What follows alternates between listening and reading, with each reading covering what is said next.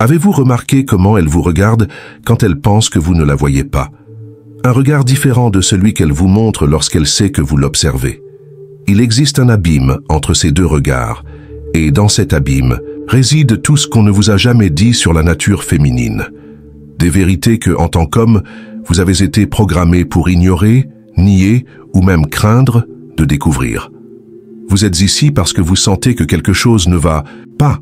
Vous avez perçu des schémas, des incohérences, des comportements qui défient tout ce qu'on vous a enseigné sur les femmes. Et vous avez raison de vous méfier. Le plus grand mensonge raconté à l'homme moderne ne concerne pas la politique, la religion ou l'argent. Il concerne la nature de celle qui dort à vos côtés. Je veux que vous compreniez, ce n'est pas de la haine, ce n'est pas du ressentiment. C'est un éclaircissement brutal que peu d'hommes ont le courage d'affronter. Les femmes ne sont pas les méchantes d'une histoire mal racontée, elles sont simplement des êtres humains gouvernés par des forces que la société refuse de reconnaître. Et vous, en tant qu'homme, avez été maintenu dans l'obscurité depuis trop longtemps. Dostoïevski écrivait que l'homme est un animal qui peut s'habituer à tout, et il n'existe pas de meilleur exemple que la façon dont nous nous sommes habitués à nier l'évidence concernant la psyché féminine. Nous nous sommes accoutumés à vivre dans un monde de fantasmes, où les impulsions primordiales auraient été domptées par la civilisation. Quelle erreur colossale! La femme que vous connaissez, celle qui sourit, qui parle d'engagement, d'amour, inconditionnel, de partenariat, cette femme existe, mais pas de la façon dont vous l'imaginez. Derrière cette façade sociale, il existe une architecture psychologique aussi ancienne que l'humanité elle-même, une machinerie instinctive qui opère silencieusement, gouvernant chaque décision, chaque émotion, chaque parole. Vous souvenez-vous de cette fois où elle a complètement changé d'une semaine à l'autre? Ce revirement de comportement qui vous a laissé perplexe, cherchant désespérément à comprendre ce que vous aviez fait de mal? Ce n'était rien que vous ayez fait. C'était le système d'exploitation primitif, prenant le contrôle quand les conditions ont changé. Quand, pour une raison quelconque, peut-être financière, émotionnelle, sociale, vous avez cessé de représenter ce que son instinct recherchait à ce moment précis. L'homme aime profondément, mais la femme aime largement, disait Nietzsche, comprenant qu'il existe une différence fondamentale dans la nature de l'amour entre les sexes. L'amour masculin est vertical, creuse profondément, crée des racines. Le féminin est horizontal, se répand, s'adapte. Ce n'est pas un défaut moral, c'est une adaptation évolutive. Tandis que vous êtes né pour vous concentrer, elle est née pour scanner l'horizon. Tandis que vous avez été conçu pour construire, elle a été dessinée pour préserver et assurer la survie. La plus grande méprise est de croire que les femmes ne comprennent pas les hommes. Elles vous comprennent, mieux que vous-même. Pendant des millénaires, la survie féminine dépendait de la capacité à lire les hommes, à anticiper leurs réactions, à manipuler leurs émotions. Non par méchanceté, mais par nécessité. Pendant que les hommes développaient leurs muscles, les femmes développaient une intelligence émotionnelle effrayamment précise. Votre grand-mère le savait, votre arrière-grand-mère aussi. Les femmes des générations passées comprenaient ces dynamiques instinctivement et transmettaient ce savoir à leurs filles à travers des conseils, des histoires, des avertissements chuchotés loin des oreilles masculines. Ne montre jamais tout ce que tu ressens. Laisse-le penser que l'idée vient de lui. Apprends à pleurer au bon moment. Un savoir ancestral transformé en stratégie de survie. Mais quelque chose s'est produit ces dernières décennies. Le vernis de l'égalité, nécessaire et juste dans son intention politique, a recouvert ces vérités ancestrales d'une couche de déni. La société s'est mise à insister sur le fait que hommes et femmes sont psychologiquement identiques, qu'ils désirent les mêmes choses, qu'ils répondent aux mêmes stimuli de la même façon. Un mensonge pieux qui prétendait corriger des injustices, mais qui n'a fait qu'approfondir la confusion. Vous ressentez cette confusion tous les jours, n'est-ce pas? Cette dissonance entre ce qu'on vous dit et ce que vous expérimentez. Entre la théorie de l'égalité psychologique et la réalité des relations que vous vivez. Entre le discours public et le comportement privé que vous observez. Parlons du désir. On vous a enseigné que le désir féminin fonctionne comme une version plus contenue du désir masculin. Encore un mensonge. Le désir chez la femme n'est pas une force constante comme chez l'homme. C'est une force réactive, contextuelle, extrêmement sélective et brutalement pragmatique. Il ne s'agit pas de vous en tant qu'individu, mais de ce que vous représentez. À ce moment précis de sa vie, Jung appelait cela animus, l'image masculine idéale qui habite l'inconscient féminin. Une image fluide, changeante, qui s'adapte aux besoins évolutifs et émotionnels du moment. Quand une femme vous désire intensément, puis, apparemment sans raison, ce désir s'évanouit, ce n'est pas parce qu'elle a changé ou qu'elle ne vous a jamais vraiment aimé. C'est parce que vous avez cessé de correspondre à l'image que son animus projetait. Combien de fois avez-vous entendu des histoires de femmes qui ont abandonné des hommes bons, stables, aimants pour d'autres, qui représentaient justement le contraire?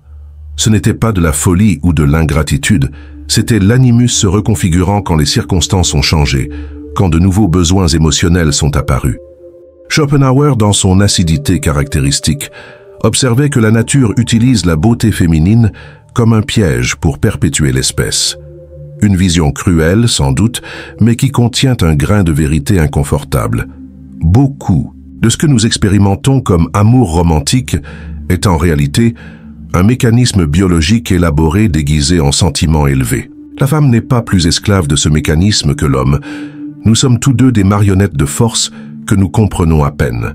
Mais tandis que les hommes ont été formés à reconnaître et contrôler leurs impulsions les plus primitives, les femmes ont été enseignées à les nier, à les habiller de parures plus acceptables, à les rationaliser comme des choix conscients.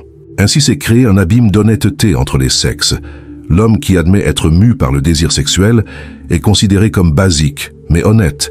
La femme qui admet être mue par l'hypergamie, la recherche instinctive du meilleur, partenaire possible, est diabolisée. Avez-vous remarqué comme elle parvient à justifier rationnellement des décisions qui sont clairement émotionnelles ou instinctives?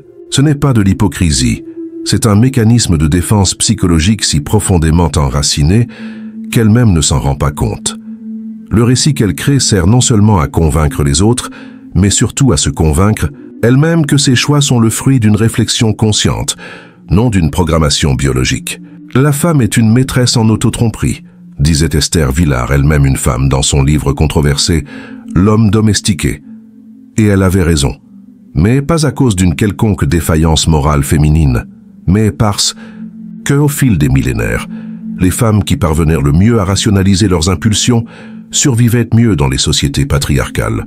La capacité à créer des récits convaincants sur leurs propres motivations est devenue un avantage évolutif. Maintenant, pensez à cette conversation que vous avez eue avec elle, celle où vous tentiez désespérément d'utiliser la logique pour résoudre un conflit émotionnel. Vous souvenez-vous à quel point c'était frustrant, comme si vous parliez une autre langue. Ce n'était pas de l'incompétence communicative, c'était une incompatibilité fondamentale de système d'exploitation. Vous fonctionniez en mode linéaire, cartésien, typique du cerveau masculin. Elle fonctionnait en mode associatif, contextuel, relationnel typique du féminin. Pour vous, cette discussion portait sur des faits, sur ce qui s'est produit ou non. Pour elle, il s'agissait de ce que ces faits symbolisaient, de ce qu'ils lui faisaient ressentir, de ce qu'ils révélaient sur votre engagement émotionnel. Deux personnes utilisant les mêmes mots pour parler de choses complètement différentes. Cela vous rappelle-t-il cette étrange sensation de toujours marcher sur des œufs? De ne jamais savoir exactement ce qui peut déclencher une réaction émotionnelle intense. C'est parce que, en effet, vous naviguez dans un champ de mines dont on ne vous a jamais remis la carte, un champ où les mines changent constamment de place. Les émotions féminines ne sont pas chaotiques ou irrationnelles, comme beaucoup d'hommes le croient. Elles suivent des schémas précis, mais basés sur une logique associative non linéaire. Ce qui semble être une réaction disproportionnée à un commentaire innocent peut être, en réalité, une réponse à quelque chose qui a symboliquement représenté une menace pour ses valeurs centrales, ses besoins de sécurité émotionnelle, ou le statut qu'elle occupe ou désire occuper dans son cercle social. Et en parlant de cercle social, avez-vous remarqué comme l'opinion des amis pèse tant dans ses décisions? Comment une relation parfaitement fonctionnelle peut s'effondrer après une conversation avec les amis? Ce n'est pas non plus accidentel. Les femmes ont évolué comme des êtres profondément tribaux. L'appartenance au groupe féminin était, littéralement, une question de vie ou de mort dans les environnements primitifs. Une femme rejetée par le groupe avait des chances minimes de survie. Cette peur ancestrale du rejet par le groupe féminin persiste dans l'inconscient moderne. Quand ses amis désapprouvent quelque chose, que ce soit votre comportement, votre apparence ou votre profession, cela active des alarmes primitives de danger bien plus puissantes que n'importe quel argument rationnel que vous pourriez présenter. Mais elle dit qu'elle-même indépendamment de l'opinion des autres, pensez-vous, et elle le croit sincèrement quand elle le dit.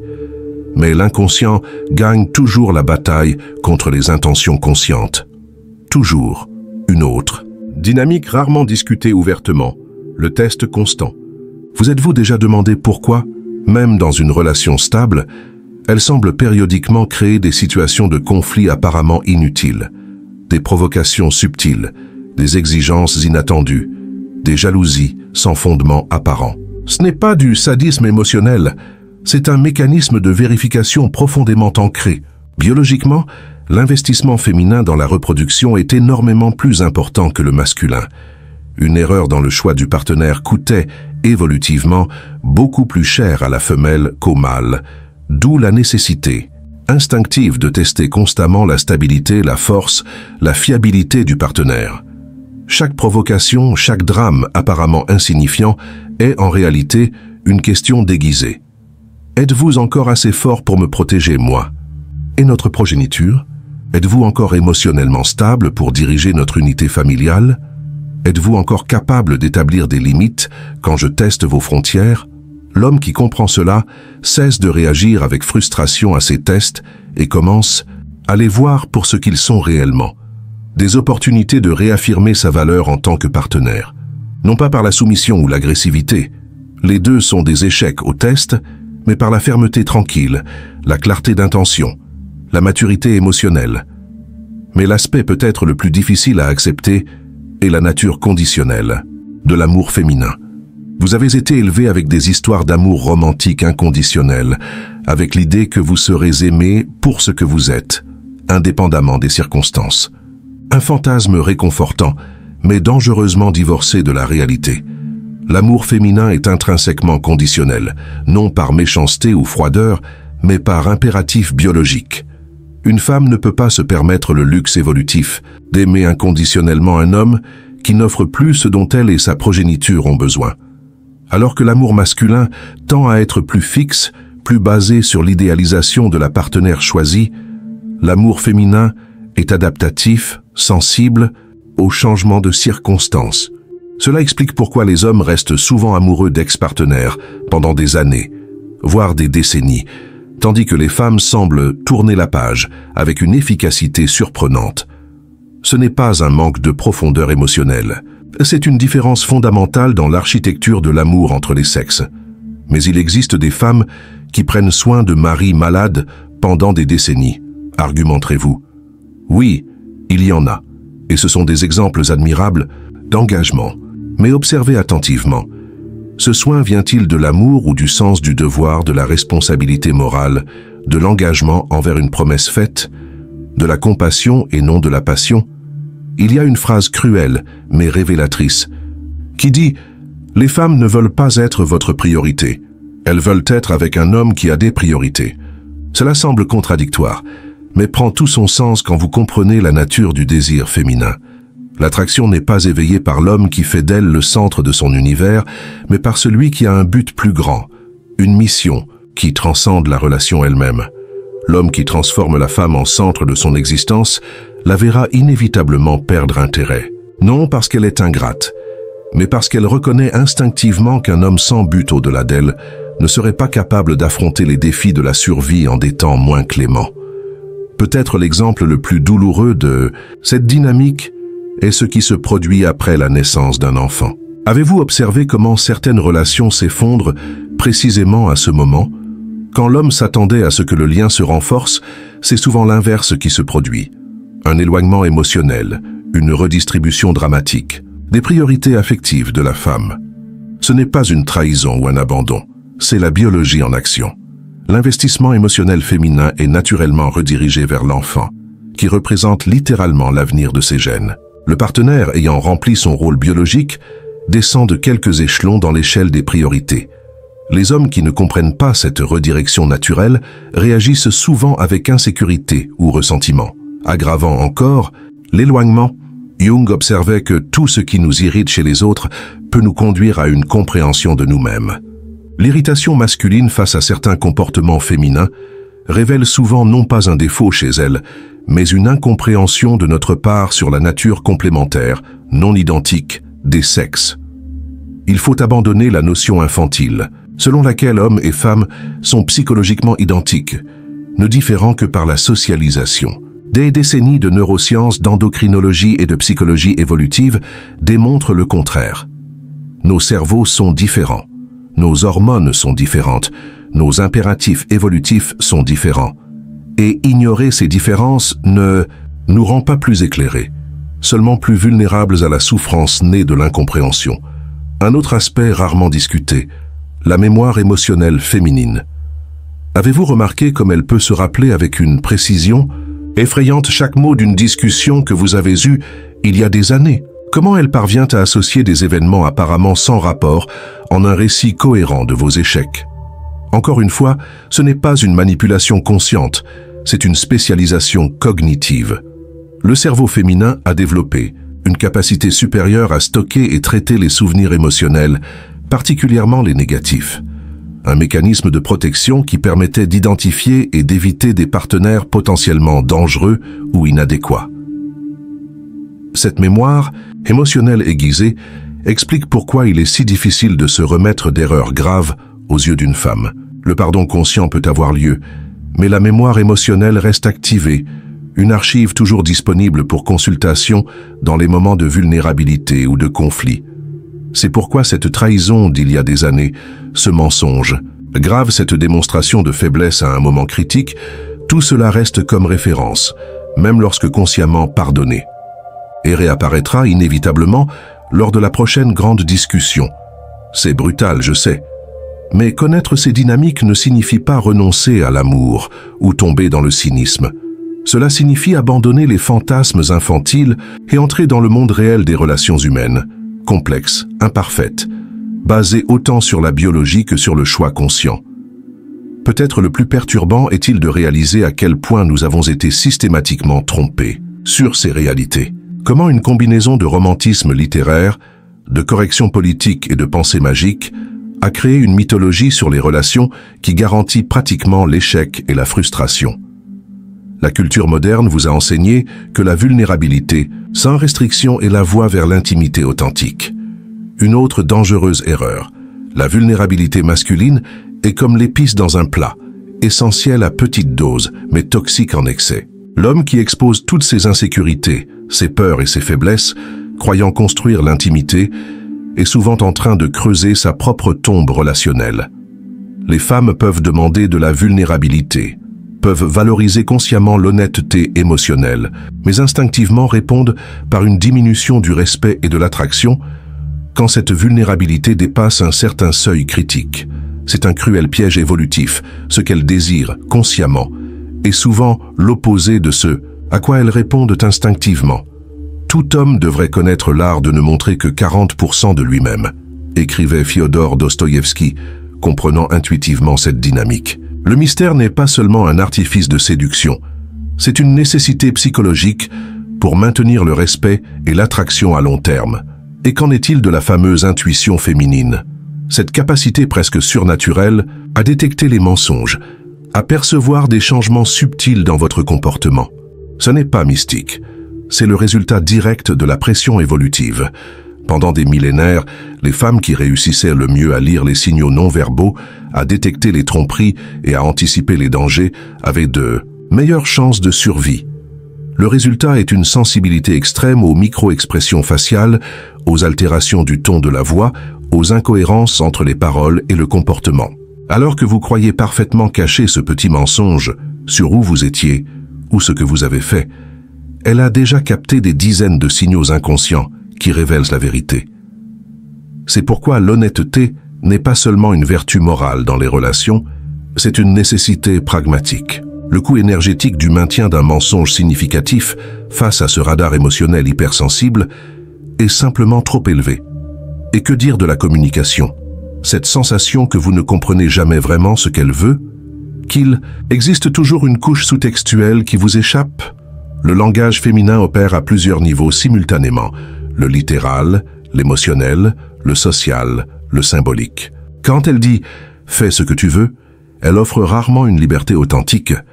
Elle communique sa déception face à votre incapacité à anticiper ses besoins sans verbalisation explicite. L'homme qui ne comprend pas ces couches, qui insiste pour opérer uniquement au niveau littéral de la communication, est condamné à une relation de confusion constante. La véritable intimité ne commence que lorsque vous apprenez à écouter non seulement les mots, mais les émotions et les besoins non verbalisés qui se cachent derrière. La sagesse ancienne recommandait d'observer ce qu'ils font et non ce qu'ils disent pour comprendre le comportement humain. Dans aucun contexte, ce conseil n'est plus précieux que dans la compréhension de la psychologie féminine. Non par malhonnêteté, mais parce qu'il existe souvent une déconnexion réelle entre ce qu'elles croient consciemment vouloir et ce à quoi elles répondent instinctivement. Cela vous rend perplexe, n'est-ce pas? Quand elle affirme catégoriquement ne pas se soucier du statut, de l'argent ou du pouvoir, mais montre constamment plus d'intérêt et de respect pour les hommes qui possèdent ces qualités. Quand elle insiste sur le fait que l'apparence physique n'a pas d'importance, alors que son langage corporel et son attention indiquent clairement le contraire. Encore une fois, ce n'est pas de l'hypocrisie, c'est l'écart entre le moi conscient, façonné par les attentes sociales et les récits culturels, et le moi instinctif, façonné par des millions d'années d'évolution. Une femme peut sincèrement croire ce qu'elle dit, tandis que son comportement suit une programmation plus ancienne et plus puissante. L'exemple le plus clair est peut-être le phénomène de l'amitié entre hommes et femmes. Combien de fois avez-vous entendu des histoires d'hommes qui ont investi des années dans des amitiés avec des femmes qu'ils désiraient romantiquement pour découvrir que le sentiment ne serait jamais réciproque? Ou pire, qu'il deviendrait réciproque uniquement quand un rival apparaîtrait, pour disparaître à nouveau une fois la menace éliminée. C'est le jeu cruel de la validation sans réciprocité, un mécanisme par lequel les femmes garantissent instinctivement l'attention, les ressources et la protection masculine sans offrir d'intimité en retour. Encore une fois, non par méchanceté consciente, mais par stratégie évolutive inconsciente. L'homme qui offre des avantages de partenaire sans exiger de clarté sur sa position finit invariablement dans la catégorie du fournisseur de validation, valorisé pour ce qu'il offre, non pour ce qu'il est. Je ne suggère pas que les amitiés authentiques entre hommes et femmes soient impossibles, seulement qu'elles sont beaucoup plus rares que le récit culturel ne le suggère et fonctionnent généralement uniquement quand il n'existe absolument aucune attraction sexuelle des deux côtés. Alors, que faire de toutes ces réalités inconfortables? Devenir cynique? Renoncer aux relations significatives? Manipuler au lieu de se connecter? Rien de tout cela. La première étape est simplement d'accepter la réalité telle qu'elle est, non comme vous aimeriez qu'elle soit. Accepter que les femmes sont tout aussi gouvernées par les instincts et la programmation évolutive que les hommes, simplement de manière différente. Que comme disait Rilke, l'amour consiste en deux solitaires qui se protègent, se touchent et se saluent mutuellement. Non en une fusion mystique des âmes ou une compréhension parfaite. L'homme véritablement fort n'est pas celui qui contrôle ou manipule la nature féminine, mais celui qui la comprend profondément et crée un espace pour son expression authentique, tout en maintenant la clarté sur ses propres valeurs et limites. Qui comprend que l'amour n'est pas possession, n'est pas fusion, n'est pas perfection. C'est une danse constante d'approche et d'éloignement, de connexion et d'autonomie. Comprendre ces dynamiques vous libère. Vous libère de la colère quand elle agit selon sa nature, non selon vos attentes fantasques. Vous libère du besoin de contrôle impossible. Vous libère de la recherche d'un idéal qui n'a jamais existé en dehors des contes de fées et des films romantiques. La plus grande preuve d'amour est la confiance, écrivait Joyce Brothers. Mais pas la confiance naïve basée sur des fantasmes, la confiance mûre basée sur une connaissance profonde, sur l'acceptation de la nature humaine dans toute sa complexité contradictoire. La femme réelle, non la fantaisie projetée, est un être de paradoxe fascinant, capable de tendresse profonde et de pragmatisme brutal, de sacrifice désintéressé et de calcul froid, de connexion spirituelle intense et d'évaluation matérielle implacable. Exactement comme vous, seulement organisées selon une architecture psychologique différente. Au final, ce qui importe le plus n'est pas le contrôle que vous avez sur elle, ni votre capacité à la faire correspondre à vos attentes, mais le contrôle que vous avez sur vous-même, sur vos réactions, sur votre capacité à aimer sans idéalisation aveugle. Le véritable pouvoir masculin n'a jamais résidé dans la domination du féminin, mais dans la maîtrise de soi. À se construire en tant qu'homme de telle sorte que les dynamiques naturelles féminines travaillent en votre faveur, non contre vous. À être le type d'homme qui éveille naturellement ce qu'il y a de meilleur dans la nature féminine, non par manipulation, mais par authenticité. Comme disait Carl Jung, la rencontre de deux personnalités est comme le contact entre deux substances chimiques. S'il y a une réaction, les deux sont transformés. Permettre cette transformation, sans perdre l'essence de qui vous êtes, c'est peut-être là le secret des relations qui fonctionnent vraiment. La vérité peut être brutale, mais elle est infiniment préférable au mensonge confortable qui maintient tant d'hommes prisonniers de cycles de confusion et de souffrance. Connaissez la vérité, comme dit le texte ancien, et elle vous libérera. Non pour manipuler ou ressentir de l'amertume, mais pour enfin aimer les yeux ouverts. La seule forme d'amour qui vaille vraiment la peine.